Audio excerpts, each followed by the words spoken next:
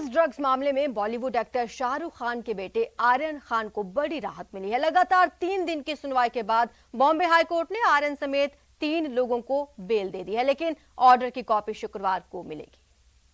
High court ने दोनों side की दलीलें सुन के 3 अक्यूज को बेल ग्रांट करा है। आर्यन की दिवाली आजादी वाली, 3 को जमानत, एनसीबी का वार खाली।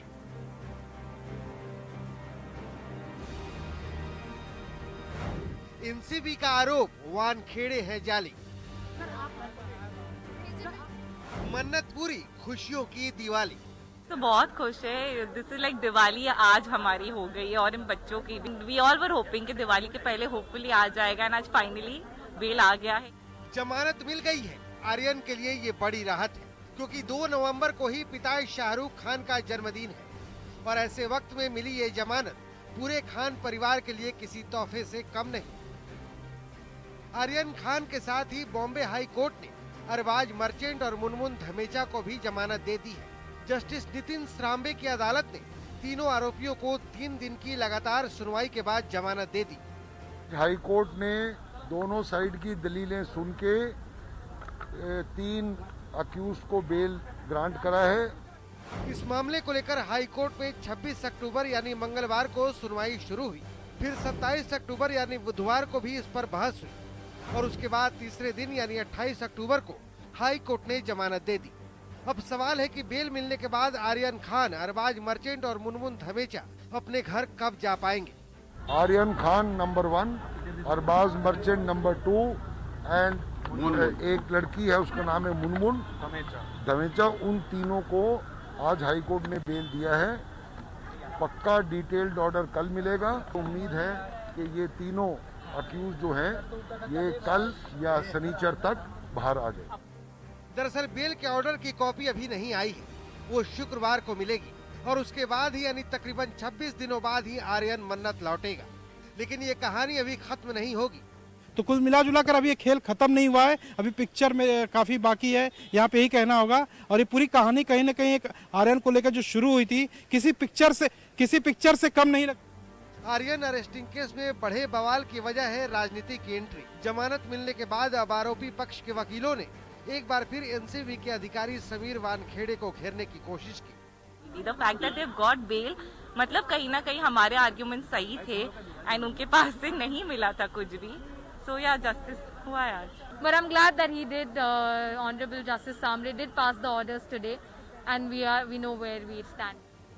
क्रूज ड्रग्स कांड में हुई गिरफ्तारी के बाद से ही एनसीपी नेता और महाराष्ट्र सरकार के मंत्री नवाब मलिक ने समीर वानखेड़े के खिलाफ मोर्चा खोल दिया था। अब जमानत मिलने के बाद एक बार फिर उन्होंने पलटवार किया है। जेल में डालने वाला आज जेल में जाने से डरने लगा। हमें लगता है जो फर्जीवाड़ा इन्होंने किया है खुल के सामने आने लगा है। नवाब मलिक के इस तंज के निशाने पर समीर वानखेड़े, वजह है उनका हाई कोर्ट से अंतरिम राहत की गुहार लगाना। दरअसल वानखेड़े के खिलाफ मुंबई पुलिस की तरफ से प्रभाकर सैल की शिकायत पर जांच शुरू कर दी गई है, जिस पर बॉम्बे हाई कोर्ट ने वानखेड़े को बड़ी राहत दी है। अब पुलिस को उन्हें गिरफ्तार करने से 3 दिन पहले नोटिस देना होगा। Bureau report, news 18 network. प्रधानमंत्री मोदी ने आज 18वें आसियान भारत शिखर सम्मेलन में हिस्सा लिया। वीडियो कॉन्फ्रेंसिंग के जरिए सम्मेलन में पीएम मोदी ने कहा, कोरोना संकट में आसियान के सदस्य देशों के सहयोग ने मित्रता की कसौटी को परखा है और भारत की पहली प्राथमिकताओं में संबंधों को और मजबूत करना शामिल है। बता दें कि इस सम्मेलन में आसियान भारत रणनीतिक साझेदारी की स्थिति की समीक्षा की जाएगी। साथ ही कोरोना संकट, स्वास्थ्य, व्यापार, वाणिज्य, कनेक्टिविटी, शिक्षा और संस्कृति समेत कई क्षेत्रों में हुई प्रगति पर चर्चा होगी।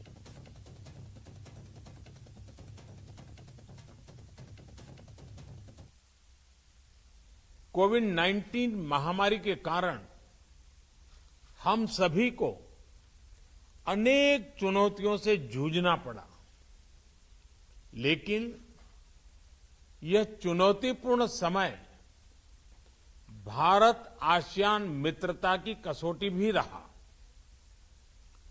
कोविड के काल में हमारा आपसी सहयोग, आपसी संवेदना भविष्य में हमारे संबंधों का बल देते रहेंगे।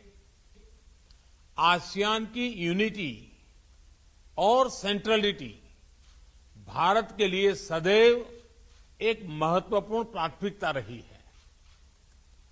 आसियान की यह विशेष भूमिका भारत की एक्ट ईस्ट पॉलिसी, जो हमारी security and growth for all in the region यानी सागर नीति में निहित है। 2022 में हमारी पार्टनरशिप के 30 वर्ष पूरे होंगे। भारत भी अपनी आजादी के 75 वर्ष पूरे करेगा। मुझे बहुत हर्ष है कि इस महत्वपूर्ण पड़ाव को हम आसियान भारत मित्रता वर्ष के रूप में मनाएंगे।